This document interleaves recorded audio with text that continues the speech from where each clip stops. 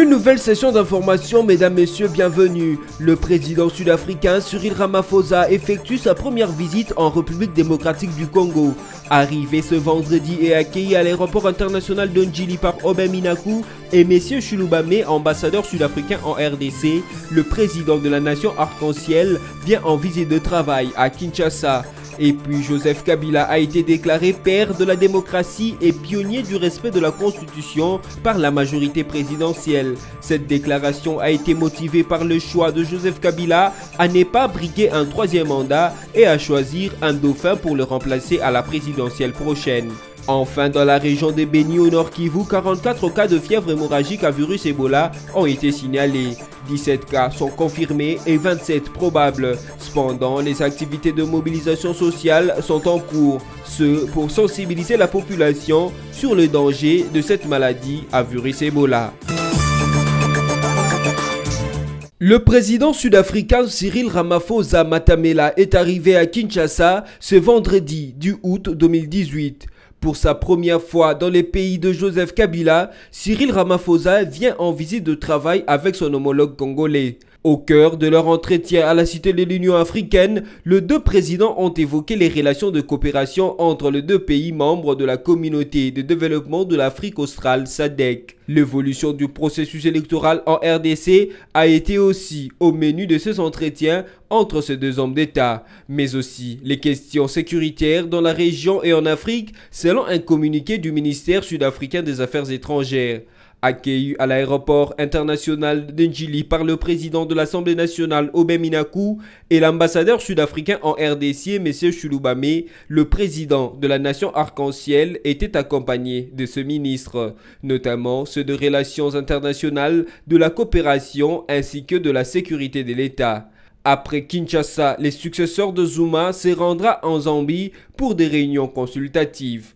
Ancien syndicaliste et homme d'affaires, Cyril Ramaphosa était vice-président de la République d'Afrique du Sud de 2014 à 2018. Élu président du Congrès national africain ANC en 2017, il est devenu président de la République en 2018 à la suite de la démission de Jacob Zuma. Le président de la République, Joseph Kabila Kabange, a été hissé au rang des pères de la démocratie et pionnier du respect de la Constitution par la majorité présidentielle. La famille politique du chef de l'État n'est pas restée indifférente à la désignation du candidat président qui va représenter les Front commun pour les Congo à la présidentielle du 23 décembre prochain. Dans un communiqué de presse datant du 9 août 2018 et signé par Aubin Minaku, celle-ci salue le choix décomplexé du président de la République porté sur la personne de Ramazani Shadary. Pour cette famille politique, Joseph Kabila est sans aucun doute le père de la démocratie et pionnier du respect de la Constitution. Il avait juré devant Dieu et devant la nation de respecter la Constitution de la République, de maintenir son indépendance et de sauvegarder l'unité nationale. Et voici qu'à la face du monde entier, il a respecté la Constitution. Il a maintenu l'indépendance du pays et a sauvegardé l'unité nationale. Nul donc n'en peut douter. Il est le père de notre démocratie, mais aussi un grand pionnier du respect de la loi fondamentale du pays, a confirmé l'AMP. La majorité présidentielle invite de ces faits tous ses militantes et militants à s'organiser pour soutenir, lors du vote du 23 décembre 2018, la campagne électorale et l'élection d'Emmanuel Ramazani Shadary. Elle les invite à faire de même pour tous ces candidats députés nationaux et provinciaux sur l'ensemble du territoire national. La communauté internationale salue la décision du président Kabila d'avoir tenu son engagement de respecter la constitution congolaise. La déclaration de la représentation spéciale du secrétaire général des Nations Unies en RDC et des ambassadeurs ou chefs des missions du Canada, des USA, de la Suisse, de l'Union africaine ainsi que de l'Union européenne en a fait écho depuis jeudi 9 août à Kinshasa. Ce communiqué salue également la conclusion du dépôt des candidatures pour les élections qui constituent une étape clé sur la voie menant à la première alternance politique pacifique en RDC grâce à des élections crédibles le 23 décembre 2018. Par ailleurs, le corps diplomatique réitère son appel à toutes les parties à veiller à ce que le processus électoral et le transfert du pouvoir soient menés de manière transparente, pacifique et inclusive, conformément à la Constitution et à l'accord de la Saint-Sylvestre. Cependant, les ambassadeurs rappellent l'engagement de tous les acteurs congolais en faveur des élections crédibles, pacifiques et inclusives avant la fin de l'année. Engagement qui, selon eux, renforcera la stabilité et la prospérité de la RDC, voire de toute la région. Le responsable de partis politiques de l'opposition congolaise, l'Union pour la démocratie et le progrès social UDPS, l'Union pour la nation congolaise UNT et le mouvement de libération du Congo MLC se sont concertés hier jeudi 9 août sur la problématique de ressortir un candidat commun de l'opposition en vue de gagner l'élection présidentielle de cette année. Il est déjà à noter que Vital Kamerhe, Félix Tshisekedi, Jean-Pierre Bemba, y compris Moïse Katumbi et bien d'autres partis de l'opposition congolaise se sont prononcés en faveur de la candidature unique de l'opposition. À cette rencontre, la question de l'usage de la machine à voter a été également abordée. Rappelons que le président de l'UDPS, Félix Tshisekedi, avait, lors du dépôt de sa candidature à la présidentielle, annoncé une rencontre de toute l'opposition en septembre prochain qui se tiendra en dehors du pays. La raison de la tenue de cette rencontre à l'étranger étant que tous les opposants, allusion faite à Katumbi, ne peuvent rentrer en RDC. Le comité laïque de coordination suspend ses marches du 12 au 14 août 2018. C'est là pour saluer la décision de Joseph Kabila de ne pas se présenter pour un troisième mandat. Cependant, le CLC encourage en même temps le chef de l'État et de la CENI à prendre bonne foi et non plus au prix du sang toutes les dispositions nécessaires et urgentes pour garantir au peuple congolais le droit le plus légitime aux élections crédibles, inclusives, apaisées et transparentes en République démocratique du Congo. Dans ce même communiqué, le CLC relance l'appel à ses préalables majeurs, à savoir non à l'exclusion de certains acteurs aux élections, non à l'utilisation de la machine à voter non prévue par la loi, non à l'utilisation d'un fichier électoral corrompu par la présence de millions d'électeurs fictifs et sans empreinte digitale, au mépris de recommandations de l'OIF. Au total, 44 cas de fièvre hémorragique ont été signalés dans la région de Beni, dont 17 confirmés et 27 probables. 54 suspects sont en observation et surveillance. Pour éviter que l'épidémie de la maladie à virus Ebola atteigne la ville de Goma, un plan de contingence s'élabore pour une riposte plus efficace. En pleine campagne de vaccination dans la ville de Beni, le ministre de la Santé a annoncé que le test de laboratoire pour les échantillons prélevés sur les 2 cas suspects de Goma se sont révélés négatifs. Cependant, une unité d'isolation transitoire a été identifiée à l'hôpital provincial du Nord Kivu en territoire de Goma. Par ailleurs, les activités de mobilisation sociale sont également en cours pour sensibiliser la population sur les dangers de la maladie à virus Ebola et le respect de règles de prévention.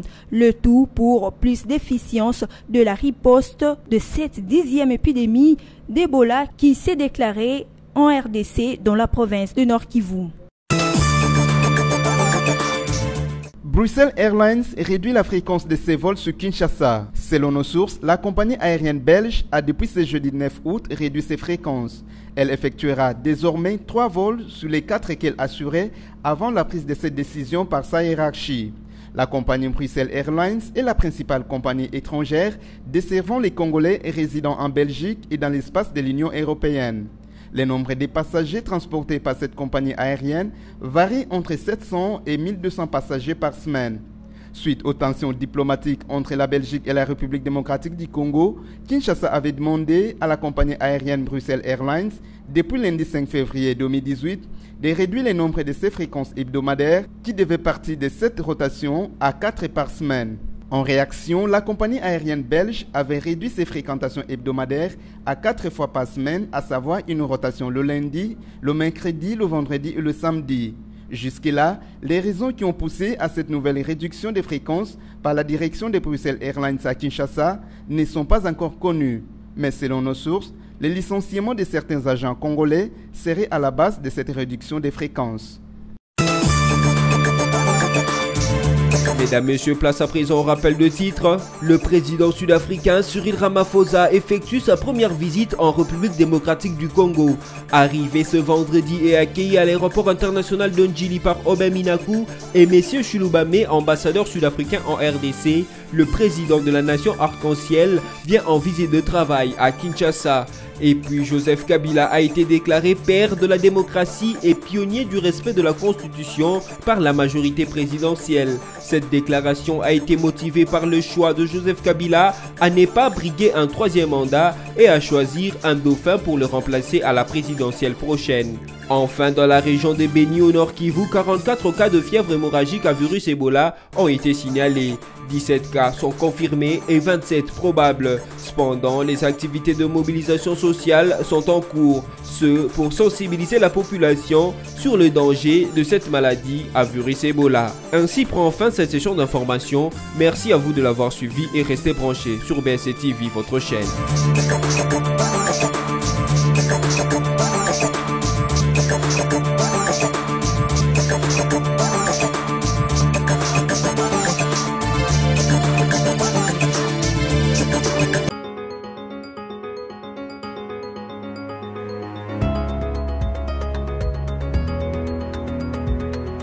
Bon week-end à toutes et à tous, mesdames, messieurs, bienvenue à cette revue de presse en ligne sélectionnée et résumée pour vous sur BSC Télévision.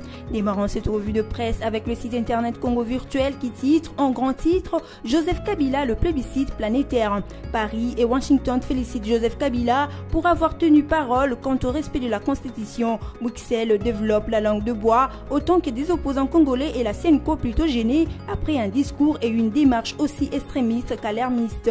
Et une chose est sûre, Joseph Kabila a inscrit son nom en lettres d'or dans l'histoire politique de la RDC et de l'Afrique.